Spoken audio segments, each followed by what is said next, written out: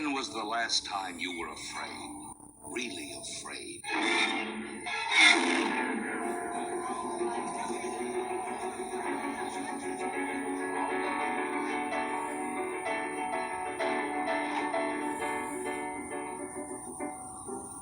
Mephisto Waltz.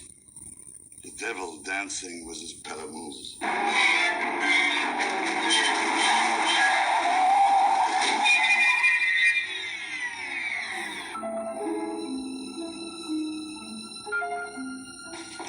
I'd love to do a life mask of Miles. I'm not my husband's keeper.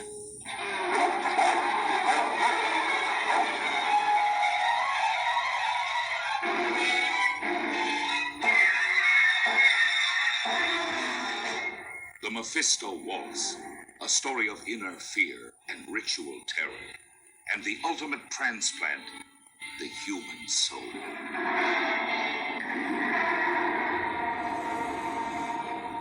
Bye, Miles. Mommy? He said he had to kill her. Some kind of bargain. Duncan Eli.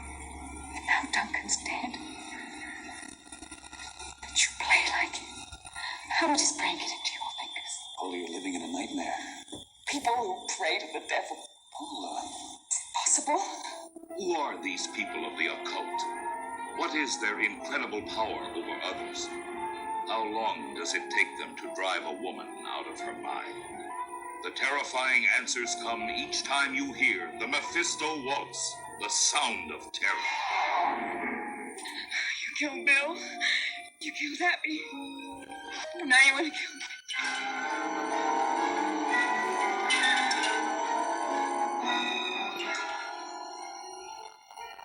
Did you play like it? How did his brain get into your fingers? You're living in a nightmare. People who pray to the devil. Is it possible? It is possible.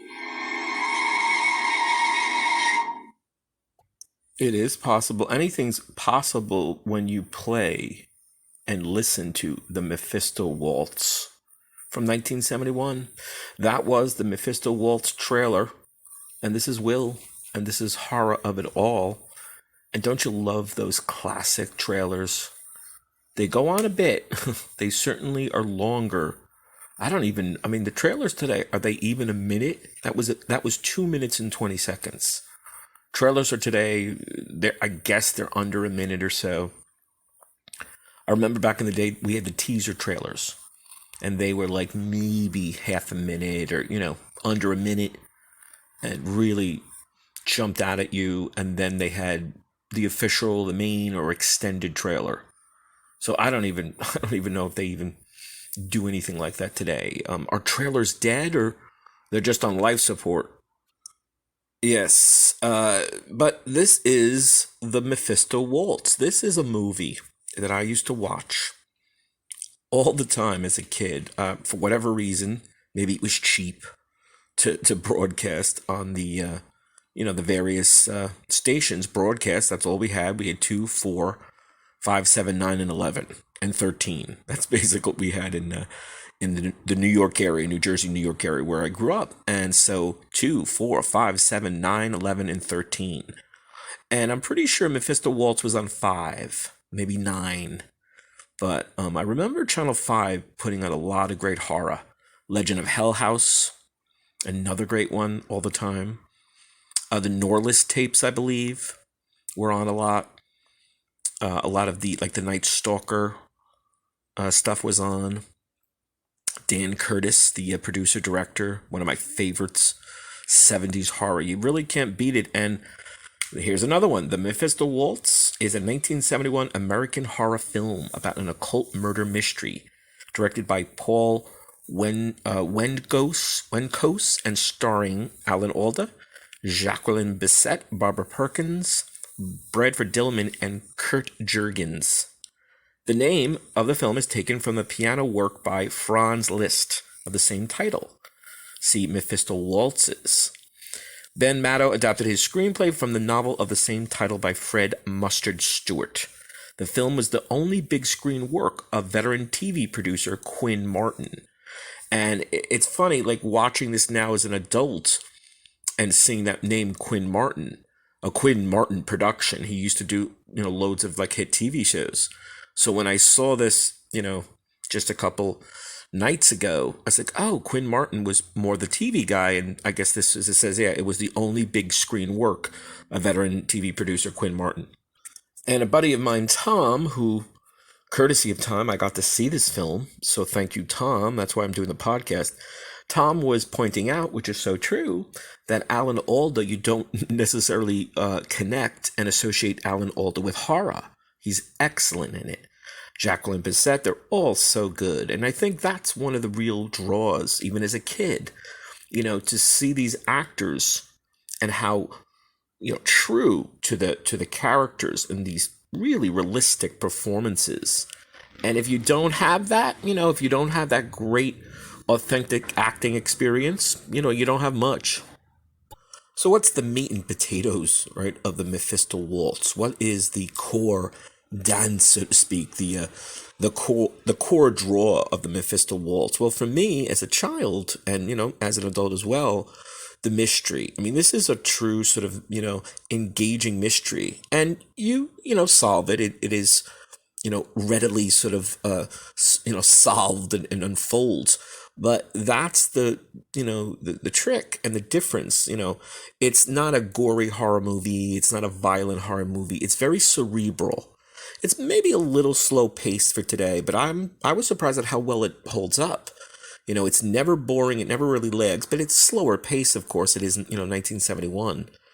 But basically, it's got a sort of satanic devil culting, vibe, which, I don't want to give too much away. But basically, Alan Alda and Jacqueline Bisset are this happy couple. He's a journalist. He used to be a piano player, and musician. He was poised to be this, this great pianist, but he had a really bad recital and the reviews were bad, or he just got discouraged. And now he wants to sort of invest and rekindle his musicianship. And then he finds sort of this wealthy mentor, and that's where the sort of satanic, connection comes into play. And basically, you look at this, and again, to hold your interest for about 2 hours with not, murders every minute and violence, but this sense of real engaging mystery and in, a puzzle, a riddle. And that's what I was attracted to as a child, and I still am. It really holds up. Some more production notes. All exteriors were shot on location along the Pacific coast in California. The book took place in New York City. Again, it was a Quinn Martin production, was originally given a cinematic release by 20th Century Fox. The film is noted for its stylistic imagery and soundtrack by Jerry Goldsmith. All Movie Guide notes Alan Alda's performance as the film's only weak point, praising the offbeat cinematography, truly shocking set pieces, and Jacqueline Bisset's chillingly effective performance, stating that these elements build a pervading sensation of doom. While I can't disagree more, I think Alda's awesome. I do think he's sort of understated in ways and very sort of, restrained, but I think that works for it as you see it, and why, he's being so kind of, serene and understated. Roger Ebert, one of the most famous film critics, didn't really like it. He gave the movie 2 stars, commenting, "If a horror movie is to be taken seriously, it has to pretend to take horror seriously. And this one does not. It reduces magic to a simple-minded ritual that anyone can perform." I would agree to a point. But again, you have to see the full production. I mean, I guess things in terms of plot points and structure maybe move along a little too easily. And that's about it. I mean, you have to decide for yourself, of course. You have to, taste the film, the taste of tea. You're not, going to know if you like it or not if you don't take a chance. And I'll tell you, again, and I guess Ebert even said it, even though he didn't like it, the filming, the cinematography is excellent. And, when all is said and done, what is a film? It is the film, how it is filmed, the angles, the lighting, the production.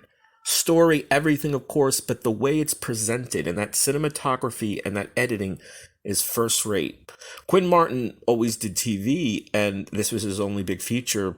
It's kind of sad because, it was a great production, and I guess he just wanted to go back to television, and that's where he loved doing most of his work. I want to thank you guys for listening, and please subscribe if you have not. We're free. We are always free, but then we have the paid people, the paid elements and level. You get some nice exclusives, interviews with celebrities that you will not get in the freebie, and lots of other things. Check it out if you'd like. Please keep feedbacking us and sending us messages. And please go see and watch the Mephisto Waltz. I think you will be very satisfied and pleased. We'll see you soon.